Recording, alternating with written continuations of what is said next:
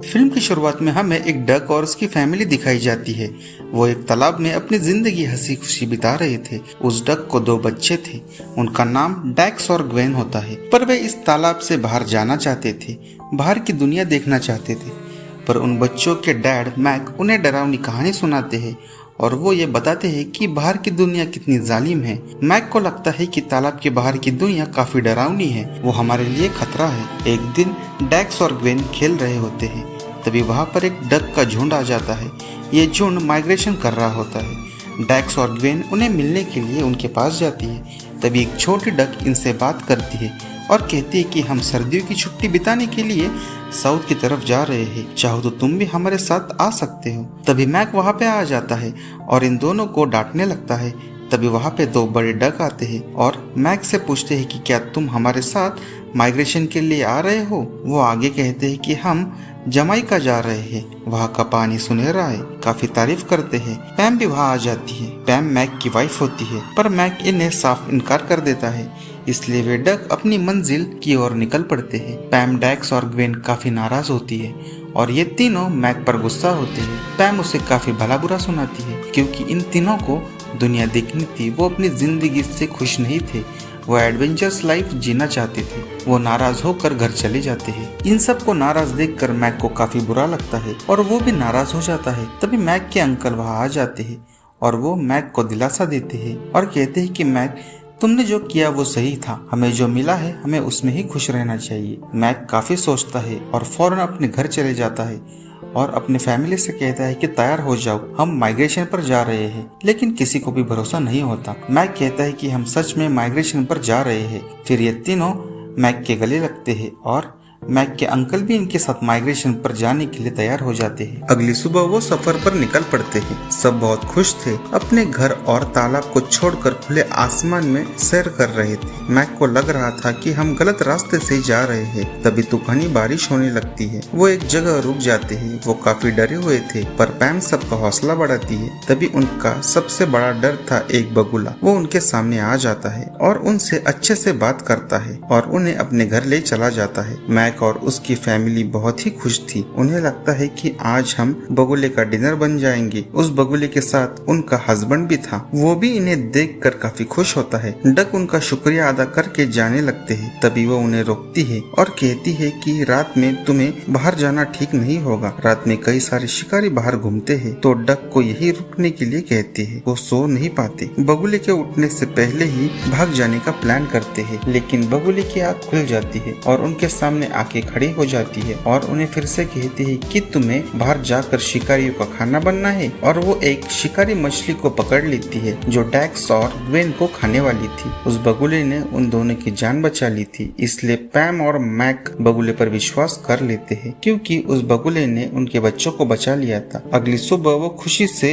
अलविदा कहकर वहाँ से निकल पड़ते हैं और डक अपने अगले सफर के लिए निकल जाते हैं। बादलों में बहुत मजे करते हुए वो पूरी फैमिली बादल से खेल रही थी। आगे जाते वक्त उनके सामने एक बादल आता है और वो बादल हट जाता है। तभी उन्हें एक बड़ा शहर दिखाई देता है। इन डक्स ने पहली बार शहर देखा था और वो शहर में पहली बार घुस रहे थे। उन्हें कुछ समझ नहीं आ रहा। पहली बार उन्होंने बड़ी बिल्डिंग, गाड़ियाँ देखी थी। तभी वो खुद को बचाते हुए एक बिल्डिंग की छत पर रुक जाते हैं। अंकल ब्रिज से नीचे गिर जाते हैं। उनके सामने खाना पड़ा हुआ था। अंकल उस सैंडविच को खाने के लिए वहाँ पे चले जाते हैं। तभी कबूतरों का एक झुंड वहाँ पे आ जाता है और उनके बीच खाने को लेकर लड़ाई होने लगती है। तभी मैक वहाँ आकर उन्हें बदबूदार पंछी बोल देता है। तभी कुछ कबूतर की सरदारनी चंपा वहाँ पे आ जाती है और डक्स पर गुस्सा हो जाती है, लेकिन पैम आके उन्हें समझा देती है और एक आइडिया भी बताती है कि हम सैंडविच को आधा आधा करके बांट देना चाहिए। चंपा को यह सौदा पसंद आता है। चंपा उन्हें जमाइका जाने के लिए मदद करने के लिए भी तैयार हो जाती है। चंपा को रास्ता पता नहीं था, पर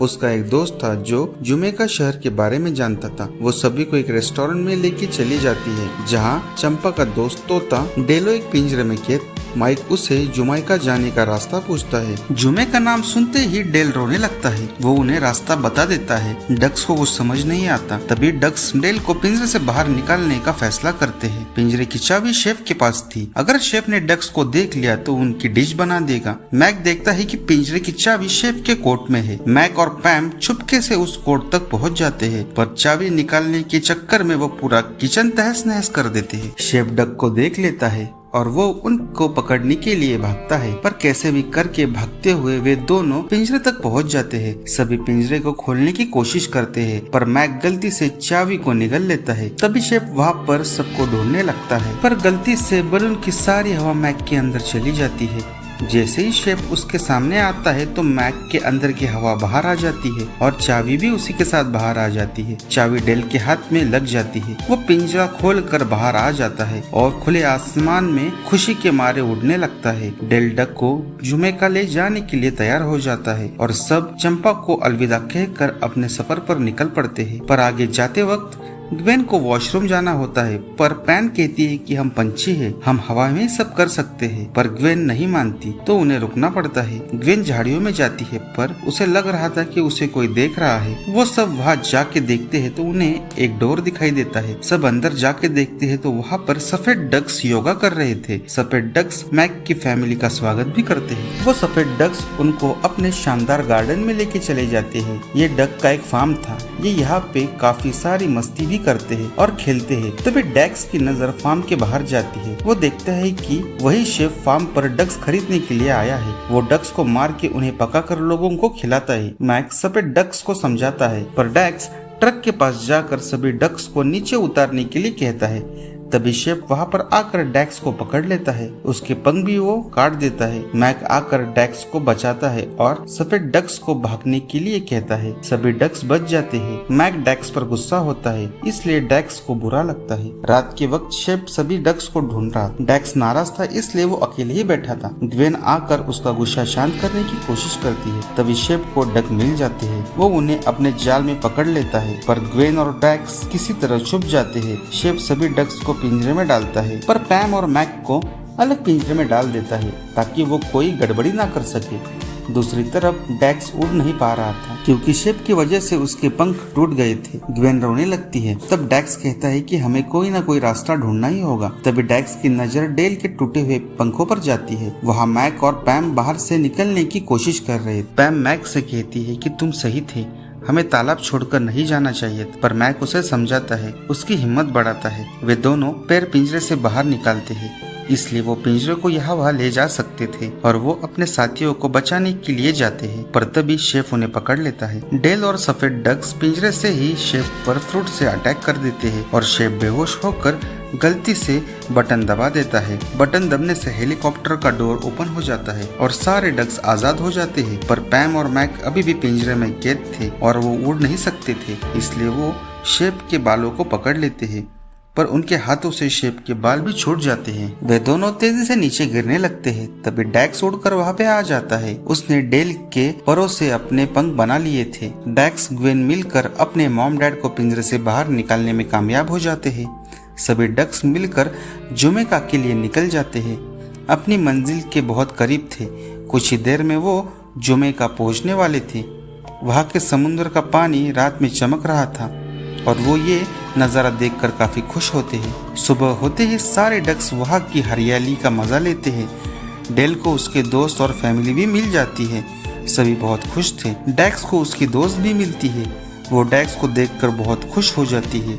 डेल भी अपने दोस्तों के साथ मजे कर रहा था। आखिरकार मैक ने अपने फैमिली का एडवेंचर का सपना पूरा कर लिया था। आगे मैक को बहुत सारे पेंगुइन मिलते हैं और वो कहता है कि ये सारे पेंगुइन भटक गए हैं और हम उन्हें उनके घर पहुंचाएंगे, और ये सब साउथ पोल की ओर जाने के लिए निकल पड़ते हैं। अब मैक, जिसे अपना तालाब छोड़कर कहीं जाना पसंद नहीं था, वो एडवेंचर लाइफ पसंद करने लगा था।